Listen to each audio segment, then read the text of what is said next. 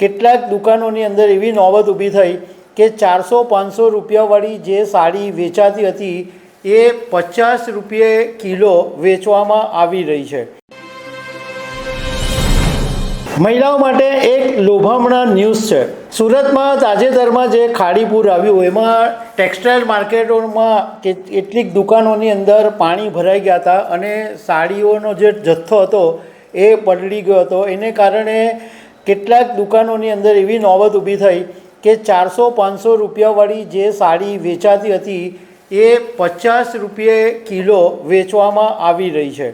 તો આના વિશે હું તમારી સાથે વાત કરીશ। મારું નામ રાજેશ શાહ છે અને તમે જોઈ રહ્યા છો ગુજરાતના સૌથી મોટા digital news platform ખબરછે.com।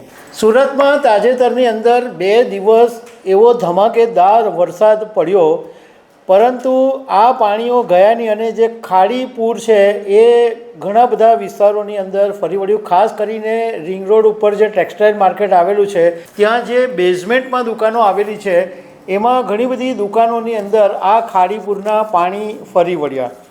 Raghukul market છે, અનમોલ માર્કેટ છે, સોમેશ્વરા છે, આવી અમુક જે માર્કેટો છે, ખાસ કરીને જે કમેલા દરવાજા વિસ્તારોમાં આવેલી માર્કેટ છે એની અંદર પાણી ફરી વળ્યા હતા। હવે બહુ સામાન્ય વાત છે કે આ જે ટેક્સટાઇલ માર્કેટોમાં જે દુકાનો છે સાડીની, એ લોકોની સિઝન પ્રમાણે એડવાન્સમાં તૈયાર સ્ટોક ભરી રાખતા હોય। સપોઝ હવે રક્ષાબંધન આવશે કે દિવાળીના તહેવારથી બધી અત્યારથી શરૂઆત થાય અને અહીંયા સુરતનો જે માલ છે એ આખા દેશના જુદા જુદા રાજ્યોમાં જાય છે, એટલે એના માટે જે તૈયાર સાડીના જે સ્ટોક છે એ વેપારીઓ એમની દુકાનોમાં મૂકી રાખતા હોય છે। હવે ખાડીપુરને કારણે એવું કહેવામાં આવે છે કે આ બધી દુકાનોમાં પાણી ફરી વળવાને કારણે વેપારીઓને કરોડો રૂપિયાનું નુકસાન થયું છે। આ બાબતે અમે ફોસ્ટાના પ્રમુખ કૈલાસભાઈ હાકીમની સાથે વાત કરી તો એમણે એવું કીધું કે હા, બધી રઘુકુળ, અનમોલ, સોમેશ્વરા એ બધી માર્કેટોમાં પાણી ફરી વળ્યા, પરંતુ ઘણી બધી માર્કેટો એવી છે કે જ્યાં બેઝમેન્ટમાં પાર્કિંગ છે એ લોકોને વાંધો નથી આવ્યો।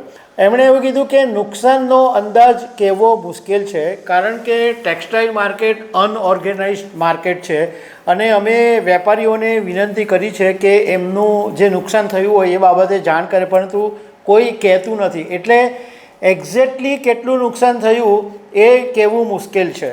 પરંતુ એમણે કીધું કે હા, એ વાત સાચી કે નુકસાન તો એ લોકોને થયું છે, કારણ કે ઘણી બધી દુકાનોમાં જે સાડીઓ હતી એ પલળી ગઈ છે।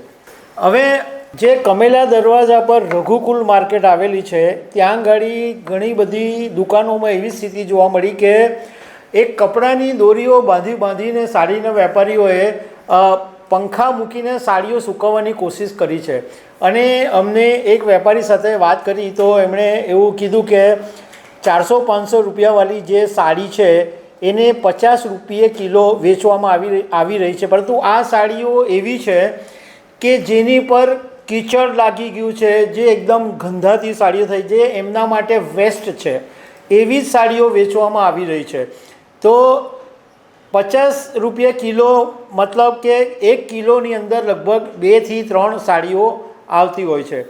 તો તમને જો આવી સાડીઓ ચાલતી હોય તો તમે રઘુકુળ માર્કેટમાં તપાસ કરી શકો છો, પરંતુ અહીંયા આગળ અમે એક સ્પષ્ટતા કરી દેવામાં આવી છે કે આ જ્યારે વાત કરી છે ત્યારે આ સાડીઓ વેચાતી હતી, પરંતુ તમે જાઓ કદાચ ખલાસ બી થઈ જાય, નહીં પણ મળી જાય તો ખબરછે.comની બોચી નહીં પકડતા।